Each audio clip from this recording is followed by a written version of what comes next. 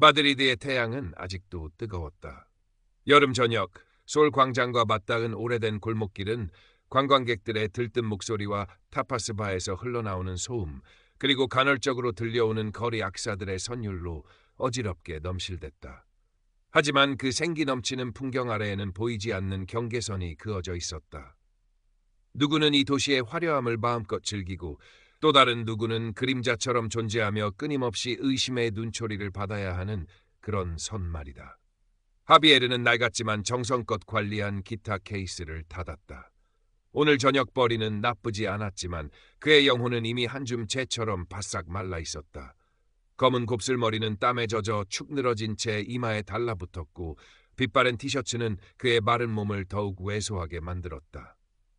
스무의 남짓 살아온 그의 눈빛에는 플라멩코 기타리스트 특유의 깊은 감수성과 함께 세상의 냉혹함에 일찍 지쳐버린 듯한 피로감이 짙게 서려 있었다. 안달루시아의 햇살 아래 로마니 공동체에서 자란 그에게 마드리드는 기회의 땅이었지만 동시에 차가운 편견의 벽이기도 했다. 그는 할아버지에게 물려받은 그의 분신과도 같은 기타를 조심스럽게 옆에 내려놓고 잠시 숨을 골랐다.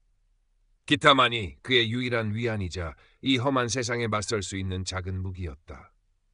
그때 마치 그림자가 드리워지듯 한 여인이 하비에르에게 다가왔다. 이사벨 로드리게스 경관.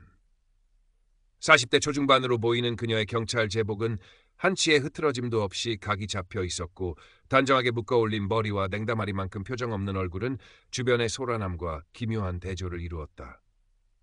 그녀의 눈빛은 마치 사냥감을 포착한 매처럼 정확히 하비에르에게 꽂혔다. 그 시선에는 어떤 인간적인 호기심이나 온기 대신 서늘한 권위와 습관적인 의심만이 담겨 있었다. 그녀는 이 도시의 질서를 유지하고 불온한 요소들을 제거하는 것을 자신의 신성한 임무로 여기는 듯했다. 특히 하비에르 같은 로마니 젊은이들은 그녀에게 늘 잠재적인 골칫거리였다. 신분증. 이사벨의 목소리는 낮고 건조했다. 명령에 가까운 말투였다. 하비에르는 심장이 쿵 내려앉는 것을 느꼈다. 또 시작이었다. 과거 경찰에게 부당하게 신문당했던 기억이 섬광처럼 스쳐 지나갔다. 손바닥에 축축하게 땀이 배어나왔다. 무슨 문제라도 있습니까, 경관님? 하비에르는 떨리는 목소리를 애써 감추며 물었다. 그의 스페인어에는 안달루시아 억양이 희미하게 묻어나왔다. 이사벨의 입가에 경멸인지 모를 미소가 희미하게 스쳤다. 문제가 있는지 없는지는 내가 판단한다. 신분증부터 제시하도록. 그녀는 한 걸음 더 다가섰고 그녀의 존재감은 하비에르를 더욱 위축시켰다. 그녀의 손목에 채워진 고급스러워 보이는 시계가 유독 눈에 들어왔다. 하비에르는 주머니를 뒤져 낡은 신분증을 꺼내 건넸다. 이사벨은 신분증을 받아들고는 마치 오물을 만지는 듯한 표정으로 하비에르의 얼굴과 번갈아 쳐다보았다. 하비에르 히메네스, 로마니로군. 그녀는 혼잣말처럼 중얼거렸지만 그 말에는 명백한 낙인이 담겨 있었다. 여기서 뭘 하고 있었지? 공연은 허가받은 건가? 네, 방금 공연을 마쳤습니다. 허가는 아시다시피 거리 공연은. 하비에르는 말을 흐렸다. 마드리드의 복잡한 거리 공연 규정을 일일이 따지는 경찰은 드물었지만 지금 이사벨은 그를 오다매기 위해 무엇이든 트집 잡을 기세였다. 수상한 물건은 없겠지? 이사벨은 하비에르의 대답은 들리지 않는다는 듯 그의 기타 케이스를 턱짓으로 가리켰다. 그녀의 눈빛은 이미 하비에르를 잠재적 범죄자로 단정하고 있었다. 아무것도 없습니다. 그냥 기타입니다. 하비에르의 목소리가 조금 높아졌다. 기타는 그의 전부였다. 그것만큼은 누구에게도 함부로 건드려지게 하고 싶지 않았다. 열어봐. 이사벨의 목소리는 더욱 차가워졌다. 제 기타입니다. 왜 제가 이걸 열어야 합니까? 하비에르의 얼굴에 두려움과 함께 분노가 어렸다. 주변을 지나던 몇몇 사람들이 그들의 실랑이를 힐끗거리기 시작했다. 골목길 한쪽 카페 야외 테이블에 앉아있던 중년의 남자가 유심히 이쪽을 쳐다보는 것이 느껴졌다. 그는 깔끔한 정장 차림에 서류 가방을 옆에 두고 있었다. 이사벨은 하비에르의 저항에 눈썹 하나 까딱하지 않았다. 오히려 그의 반항적인 태도가 그녀의 의심을 더욱 확신으로 바꾸는 듯했다. 경찰의 정당한 요구에 불응하는 건가? 공무집행 방해로 체포될 수도 있다는 걸 모르나? 그녀는 허리춤의 수갑을 의식적으로 만지작거렸다. 하비에르의 심장이 미친 듯이 뛰기 시작했다. 공포가 그의 온몸을 워가매는 것 같았다. 하지만 동시에 그의 안에서 무언가가 꿈틀거렸다. 이 부당함에 그대로 굴복할 수 없다는 작은 저항감이었다. 그는 자신도 모르게 주머니 속 할머니가 부적처럼 쥐어준 낡고 작은 소형 녹음기의 존재를 떠올렸다. 과거 비슷한 일을 겪은 후 혹시 모를 상황에 대비해 가끔 가지고 다니던 것이었다. 당신 눈에는 내가 뭘로 보입니까? 절망과 분노가 뒤섞인 하비에르의 외침이 터져나왔다. 기타를 치는 집시놈? 아니면 그냥 더러운 좀도둑? 그의 목소리는 떨렸지만 그 안에는 날카로운 가시가 숨어 있었다. 이사벨의 얼굴이 순간 굳어졌다. 감히 일개 로마니 청년이 자신의 권위에 도전하는 것을 용납할 수 없다는 듯 그녀의 눈빛이 더욱 싸늘하게 빛났다. 입 조심해라 꼬마야. 지금 네가 누굴 상대하고 있는지 잊은 모양이군. 그녀는 하비에르의 팔을 거칠게 움켜쥐려 했다. 바로 그 순간이었다. 잠깐! 하비에르가 품속에서 낡은 녹음기를 꺼내들었다. 떨리는 손으로 재생 버튼을 눌렀다. 치직거리는 잡음과 함께 조금 전 이사벨이 하비에르에게 내뱉었던 경멸적이고 차별적인 발언들이 골목길에 울려 퍼졌다. 로마니로군. 수상한 물건은 없겠지? 경찰의 정당한 요구에 불응하는 건가? 입 조심해라, 꼬마야. 이사벨의 목소리는 녹음기를 통해 증폭되어 더욱 차갑고 위압적으로 들렸다.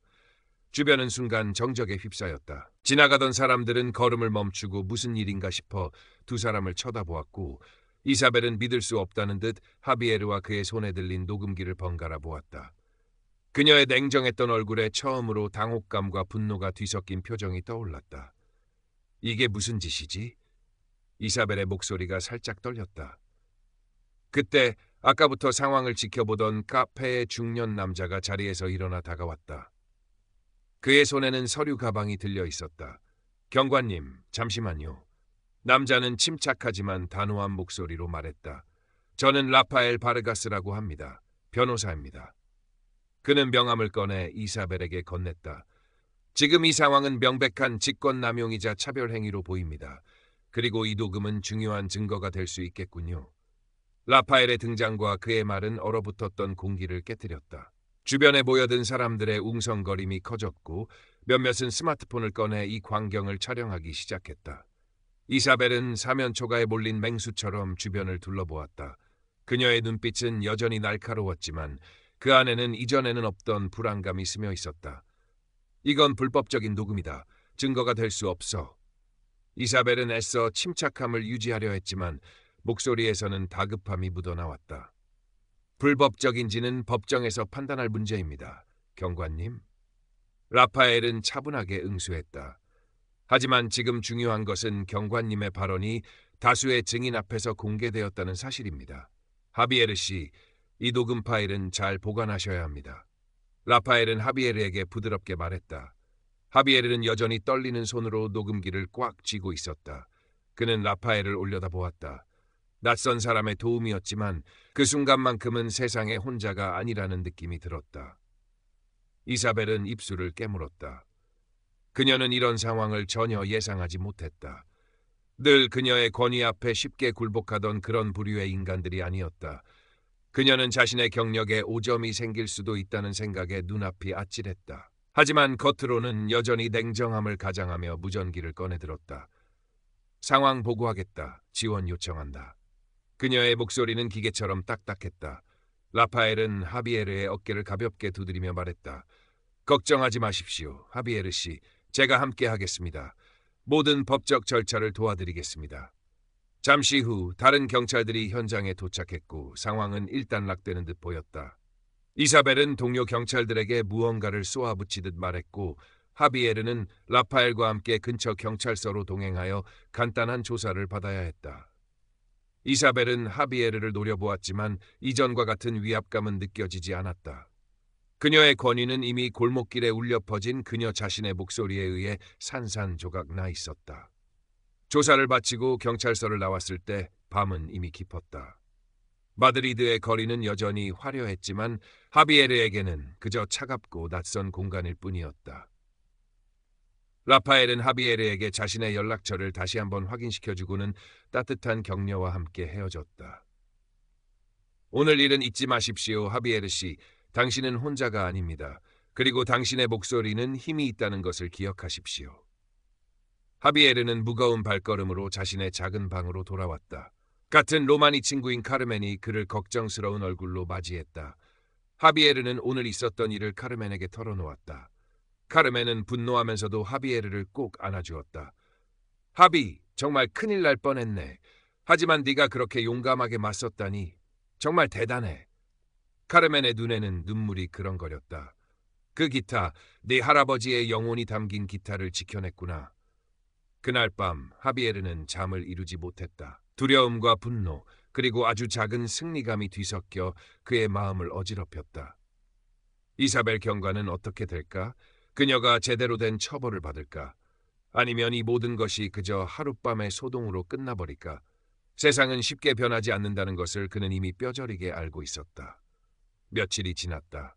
이사벨 경관에 대한 공식적인 조사가 시작되었다는 소문이 들려왔다. 라파엘 변호사는 하비에르에게 연락하여 진행 상황을 알려주었고 필요하다면 증언을 해줄 수 있도록 준비해달라고 했다. 하지만 하비에르는 그 사건 이후로 한동안 기타를 잡을 수 없었다. 손가락은 굳어버린 듯했고 어떤 선율도 떠오르지 않았다. 그날의 모욕감과 공포가 그의 영혼을 짓누르는 것 같았다. 그러던 어느 날 저녁, 하비에르는 자신도 모르게 기타를 집어들었다. 그리고 그의 손가락은 마치 오래된 기억을 더듬듯 천천히 현 위를 움직이기 시작했다. 처음에는 서툴고 불안정한 소리였지만 점차 그의 감정이 실리면서 깊고 슬픈, 그러나 어딘가 강렬한 플라멩코 선율이 방 안을 가득 채웠다. 그것은 분노도 슬픔도 절망도 아니었다. 그 모든 것을 넘어선 상처받은 영혼의 처절한 외침이자 꺼지지 않는 생명의 노래였다. 그는 그날의 경험을, 이사벨의 차가운 눈빛과 자신의 떨리는 목소리, 그리고 골목길에 울려 퍼졌던 녹음기의 소리까지 모두 선율에 담아냈다. 그 후로 하비에르의 음악은 조금 달라졌다. 이전에 그의 음악이 주로 로마니 전통의 애수와 열정을 담고 있었다면 이제는 그 안에 사회의 부조리에 대한 날카로운 저항과 인간 존엄성에 대한 갈망이 스며 있었다. 그의 연주를 듣는 사람들의 시선도 조금씩 변하기 시작했다. 어떤 이들은 그의 음악에서 깊은 슬픔을 느꼈고 어떤 이들은 그 안에 담긴 강인한 생명력에 감탄했다. 이사벨 경관은 결국 내부 징계를 받았다고 했다. 해고나 형사처벌 같은 극적인 결과는 아니었지만 그녀의 경력에는 지울 수 없는 오점이 남았고 한직으로 좌천되었다는 이야기가 들려왔다. 그녀가 진심으로 자신의 잘못을 뉘우쳤을지는 알 수 없었다. 어쩌면 그녀는 여전히 자신의 행동을 정당화하며 세상을 원망하고 있을지도 모른다. 하비에르는 라파엘 변호사의 소개로 작은 인권단체와 연결되었다. 그는 자신의 이야기를 사람들에게 들려주었고 그의 음악은 차별받는 이들의 목소리를 대변하는 작은 통로가 되었다. 그는 여전히 마드리드의 거리에서 기타를 연주했다. 그의 낡은 티셔츠와 청바지는 변함없었지만 그의 눈빛은 이전과는 달랐다. 불안함 속에서도 세상을 똑바로 응시하는 힘과 자신의 음악으로 무언가를 변화시킬 수 있다는 작은 희망이 그 안에 자리 잡고 있었다. 마드리드의 태양은 여전히 뜨겁게 내리쬐고 거리에는 여전히 수많은 사람들이 오갔다. 세상은 쉽게 변하지 않았고 보이지 않는 차별과 편견의 벽은 여전히 높았다. 하지만 하비에르는 알고 있었다. 작은 목소리들이 모여 거대한 함성이 될 수 있다는 것을. 그리고 그의 기타는, 그의 음악은 그 작은 목소리 중 하나가 되어 세상에 계속해서 질문을 던질 것이라는 것을. 그의 플라멩코 선율은 오늘도 마드리드의 골목길 어딘가에서 그렇게 상처받은 영혼들을 위로하며 또 다른 내일을 향한 희미한 빛을 던지고 있었다.